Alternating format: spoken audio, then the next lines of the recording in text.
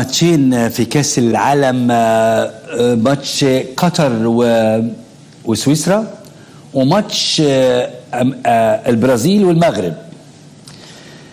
والحقيقه قطر وسويسرا انا فرحت بالنتيجه بتاعت قطر، لكن الاداء ما عجبنيش.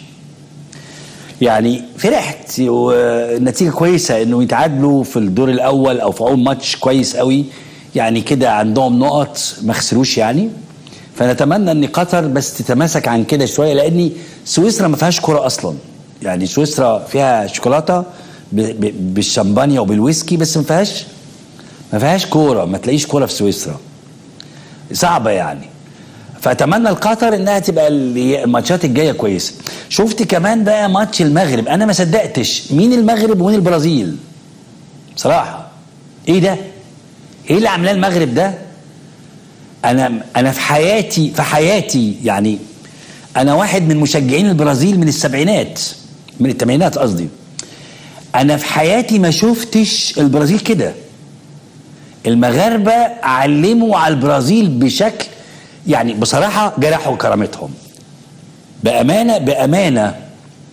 بامانه اللي حصل في البرازيل امبارح كتير قوي، ومعاهم انشيلوتي ومعاهم حاجه بدايه. المغرب عملت شغل لا صعب.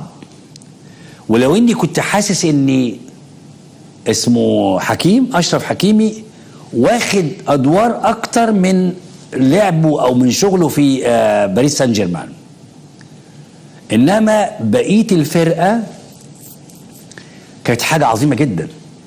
على راسهم المبدع ياسين بونو، المبدع، لان ياسين بونو امبارح انقذ المغرب من حوالي 3 تجوان 4 تجوان بصراحه. يعني راجل ثابت في مكانه، قاري الدنيا كويس قوي، هادي قوي. لا ياسين بونو امبارح في 3 تجوان مؤكدين شالهم ياسين بونو. اما بقى بقيه الفرقه ففرقه عظيمه. انا بس اول مره تانية احنا حاطين علم المغرب والجزائر، لسه بنجيب بقى اعلام مصر والسعوديه وقطر والعراق ان شاء الله نجيبه، ما عدا علم الامارات. خالص من الصعب بل من المستحيل ان احنا نحمل علم الامارات. هي دولة مش بتاعتنا، مش تبعنا يعني. بداية عربية مميزة في مونديال 26، واداء لاقى استحسان الجميع لمنتخب محاربي الصحراء المغرب. ان شاء الله بقى الجزائر، عندي امل ان الجزائر تعمل من الارجنتين شاورما. وما تقوليش صعب، لا ما فيش حاجه اسمها صعب. اللي شفناه امبارح في المغرب لا لا لا لا لا لا لا, لا خالص. المغرب امبارح كسرت كرامه البرازيل. ده وقفوا يعملوا عليهم التيكيتا دي حاجه جامده جدا. والجزائر البرازيل مش عارفين يعملوا حاجه. ليه؟ الجزائر تعمل برضه، يعني الجزائر تعمل نفس القصه. امبارح المغرب قدمت عرض راقص قدام السامبا اللي هم رقم 1 في العالم، احرف لاعبي الدنيا. المنتخب المغربي يقدم واحده من افضل مبارياته، وكان متقدم بهدف على البرازيل قبل ما يدرك البرازيل التعادل. واتكلمت الصحف العالميه عن اداء المنتخب المغربي وقالت انهم احرجوا. انا بقول لك مش احرجوا دي كلمه لطيفه جدا. امبارح جرحوا كرامه البرازيل. احرجوا دي كلمه كده نقولها يعني، انما بصراحه لا، المغاربه امبارح جرحوا كرامه البرازيل. فينيسيوس جونيور ينقذ البرازيل الباهته ويحقق المغرب قرعه مستحقه لكاس العالم. منتخب المغرب يحرج، لا مش يحرج، حرام عليكم اكتبوها صح، يعني اكتبوها صح. المغرب ينتزع تعادلا مهما من البرازيل في كاس العالم.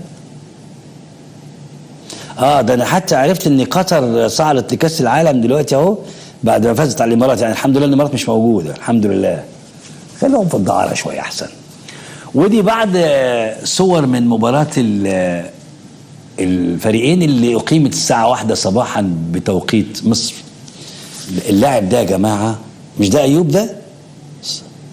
ده اللاعب ده يا جماعه، اللاعب ده انتظروه. ايوب ده حاجه جامده قوي، والثقه اللي كانوا بيلعبوا بيها ايه ده اللي بعد يا بيه. وابو شعر اصفر ده اسمه ايه بقى ده؟ اسمه ايه ده؟ شوف ياسين بونو اهو، شوف ياسين بونو اللي واقف ده. لا ياسين بونو حارس فز بجد، عملاق يعني.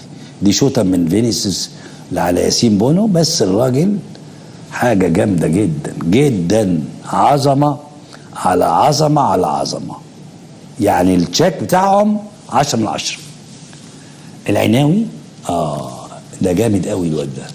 وده اللي جاب الجول ده.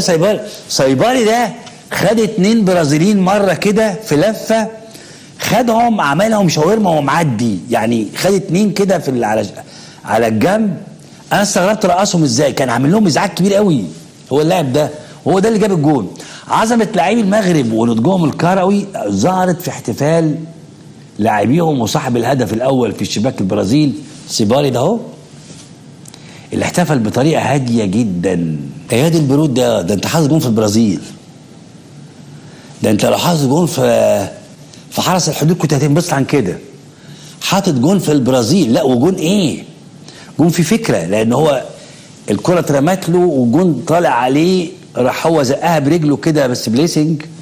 يعني كان في فكره في الجون. لو جبت الجون ما تعرفش تجيب الجون يا انت جاي من اجازه. طب ليه جيت ليه من اجازه يعني؟ ما كنت كمل هناك، ما احنا كنا شغالين كويس من غيرك.